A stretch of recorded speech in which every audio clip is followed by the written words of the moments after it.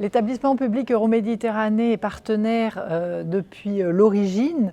C'est quelque chose d'important car Euroméditerranée est une opération d'aménagement d'intérêt national, donc la force couplée de l'État et des collectivités, pour développer de la ville méditerranéenne durable. Et d'ailleurs, nous sommes labellisés Écocité.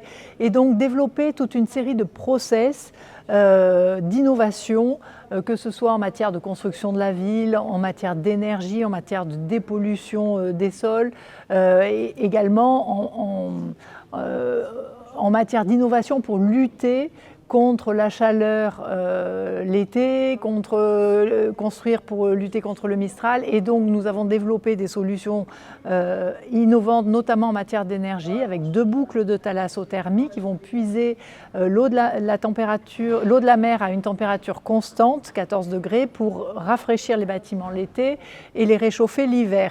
Et donc ce sont des process qui peuvent être reproductibles à l'échelle du bassin méditerranéen et bien au-delà, aussi sur le continent africain. Et donc l'idée d'avoir ces échanges sur ce qui se fait en Afrique et qui peut être reproductible ici, chez nous, et ce qui se fait chez nous, reproductible en Afrique, était quelque chose de très motivant et stimulant.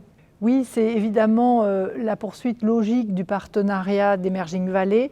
Nous avons depuis plusieurs années un concours qui s'appelle Med Innovant pour encourager les talents en matière de process innovants de formation de la ville à l'échelle nationale. Et l'idée, c'était d'ouvrir ce concours sur des startups africaines parce qu'elles ont les mêmes problématiques que nous. Il y a une émulation avec une jeunesse qui a envie de créer, d'innover. Et donc l'objectif, c'était de les associer dans un concours commun pour faire en sorte que ces process qui intéressent aussi le territoire français, et notamment nous, Euroméditerranée à Marseille, puissent être appliqués, développés et accompagnés via aussi nos partenaires, l'accélérateur EM,